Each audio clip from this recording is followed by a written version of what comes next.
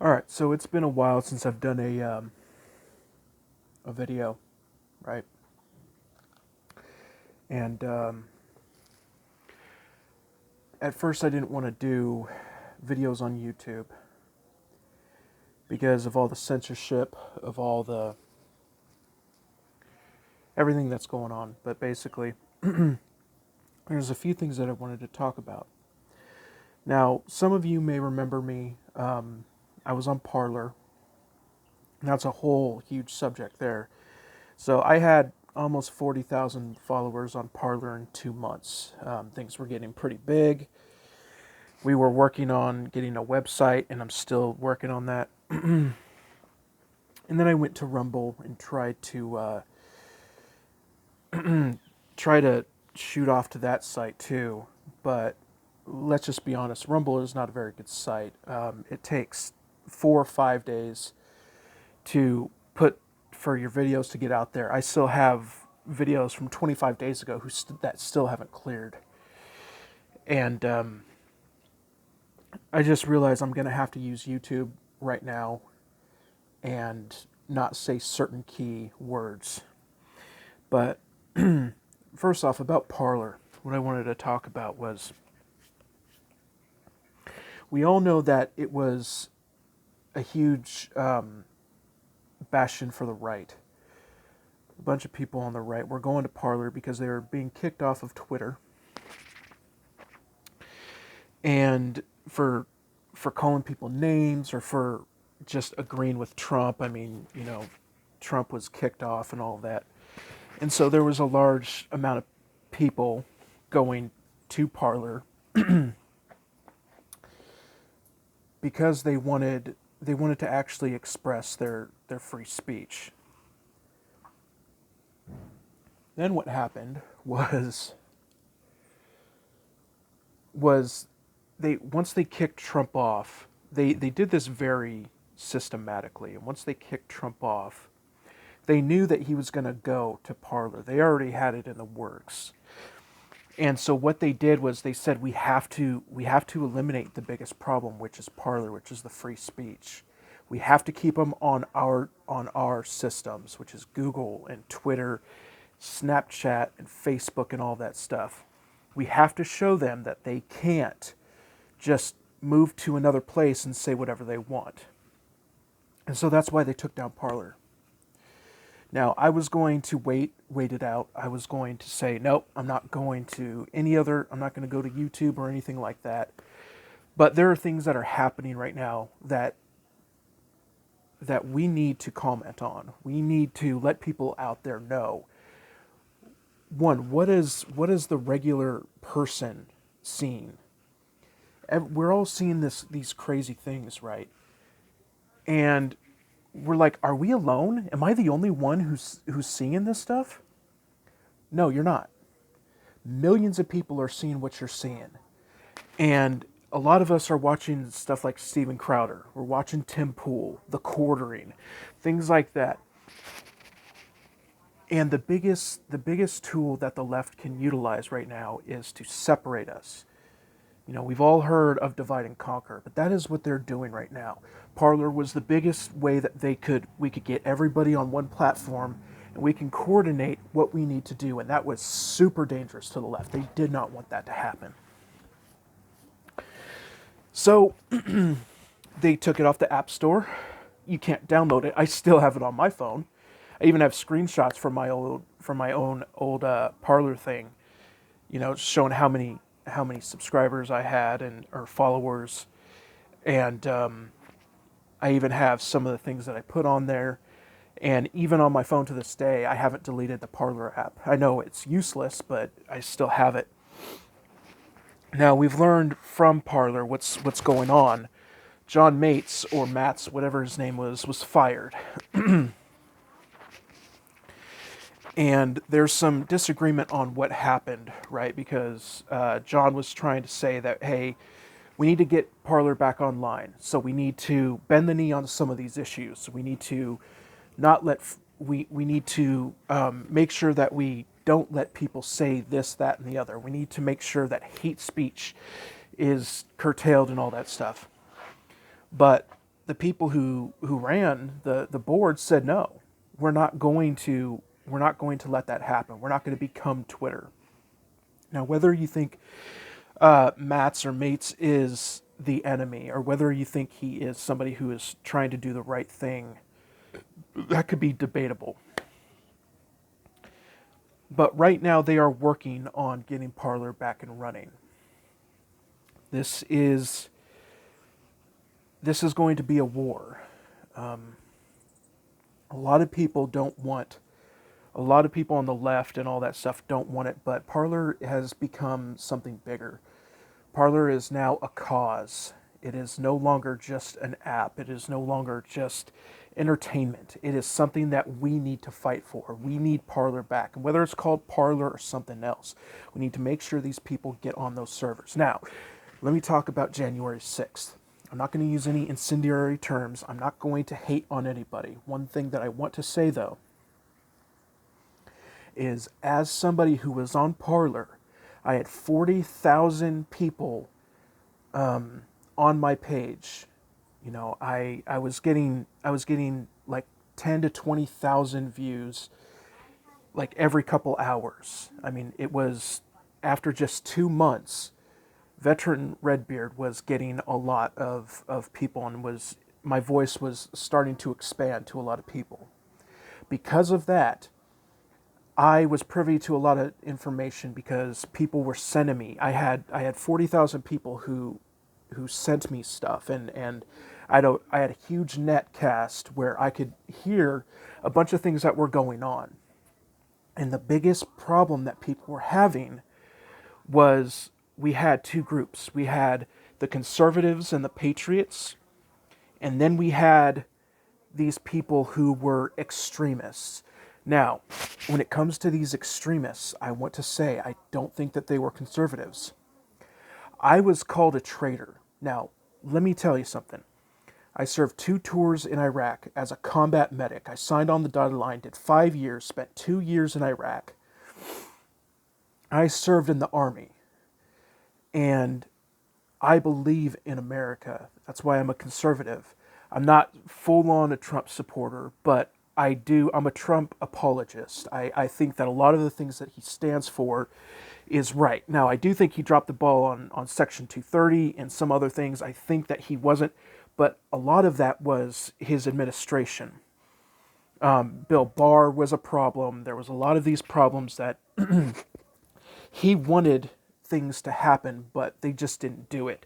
And that's why I think his administration, that's why he kept firing people, because they weren't doing the job that he wanted them to do.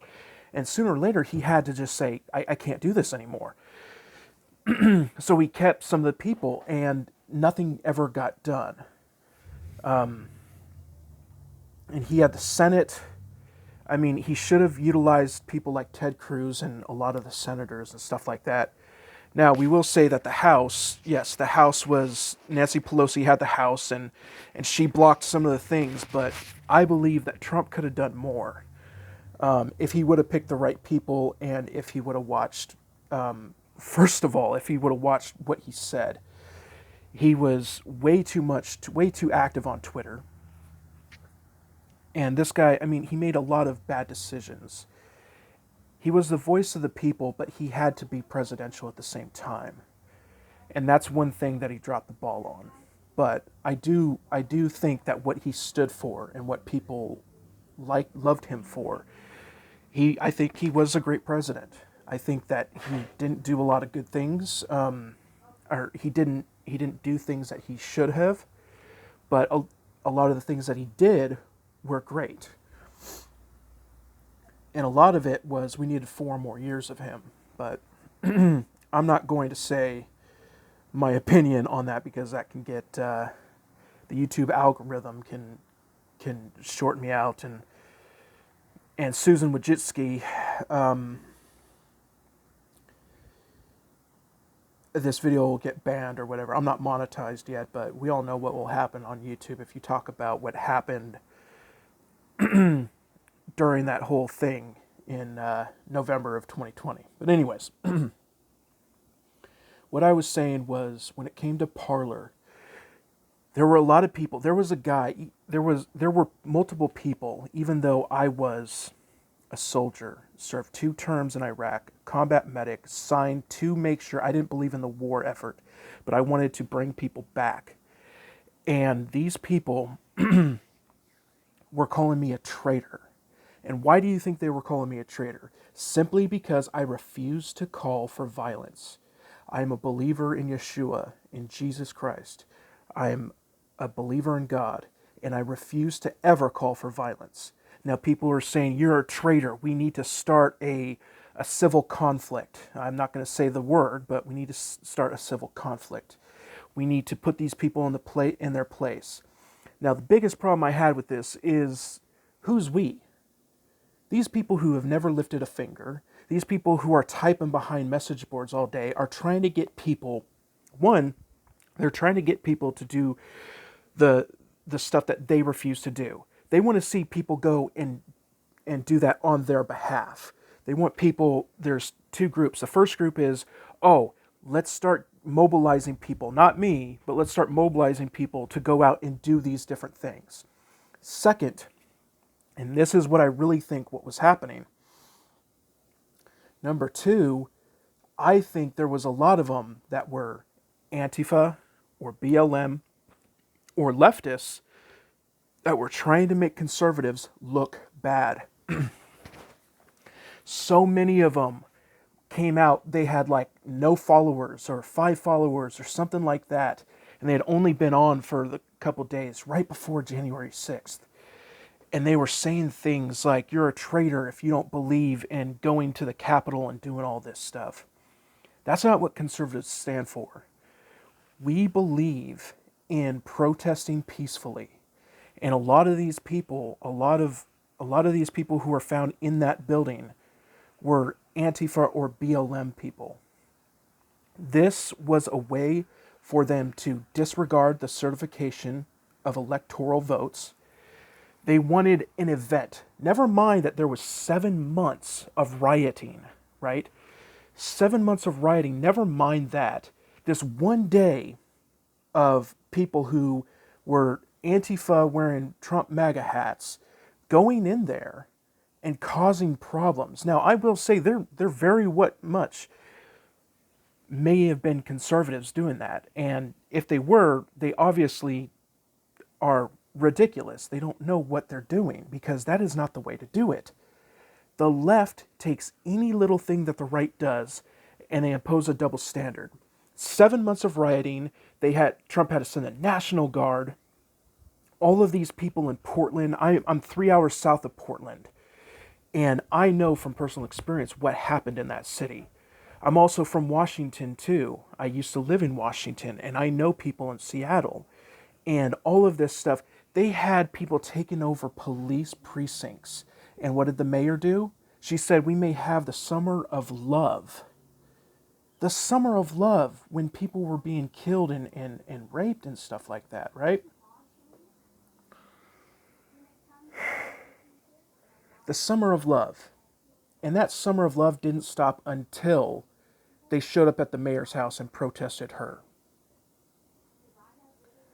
And you had people like Wheeler, the mayor of Portland.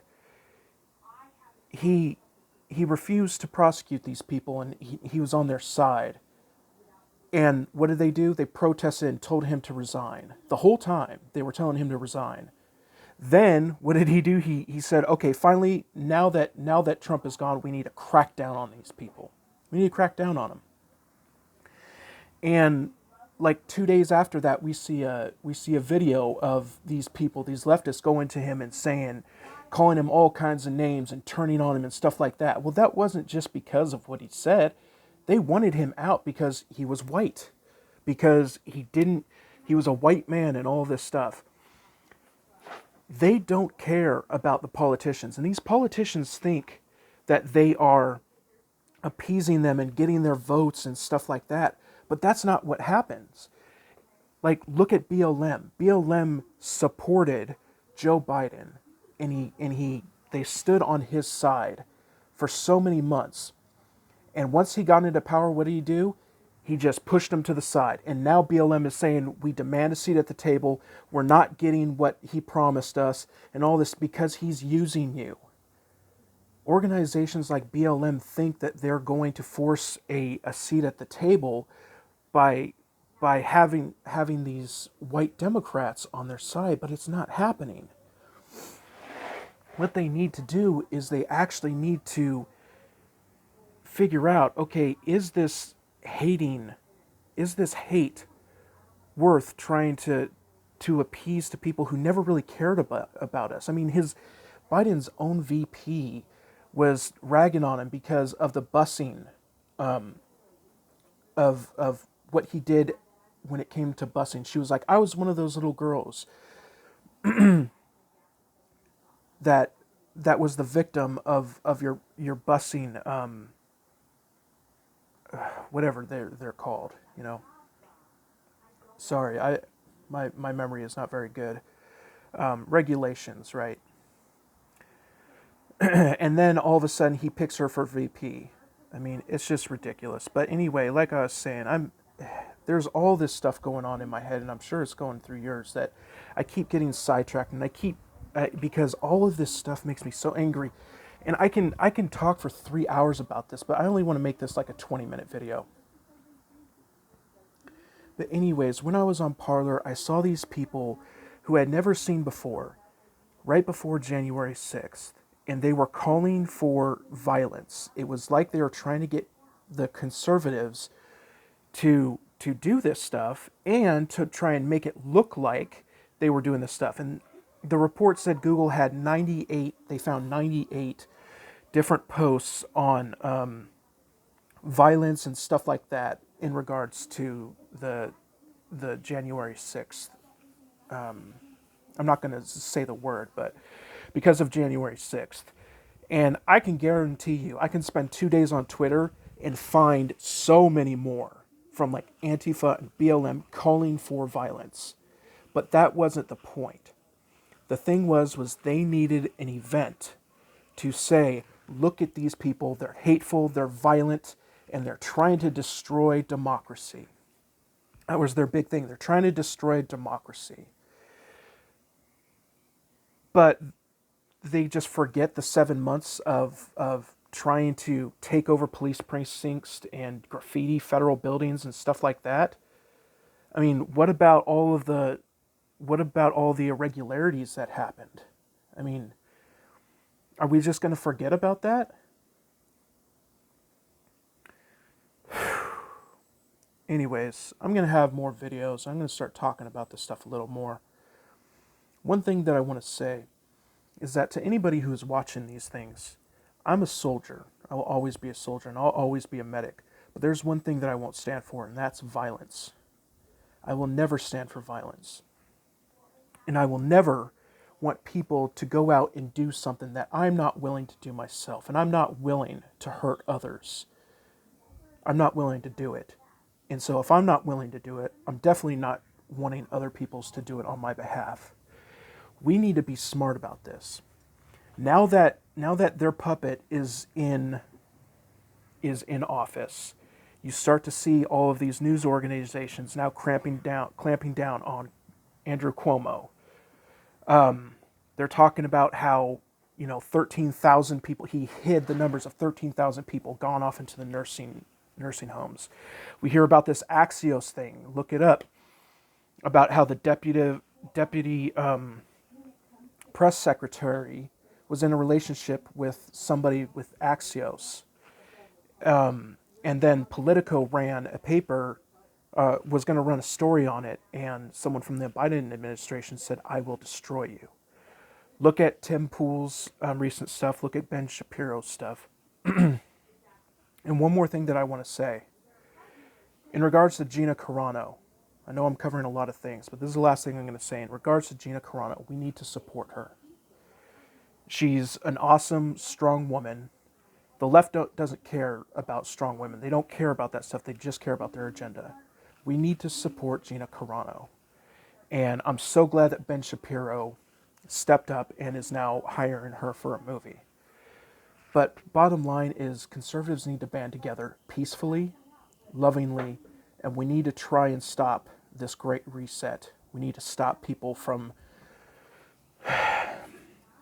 stop controlling us. We all know what their agenda is. We all know what they're trying to do. We need to stand up and make sure America stays free in regards to our free speech and our religious liberties. Anyway, that's all I'm going to say. And I'm going to have more videos that talk about this stuff, like bullet points and all this. But anyways, thank you for listening. And I'll be back on Parler once it goes back up. Just follow me at Veteran Redbeard. And thanks for listening. I love y'all.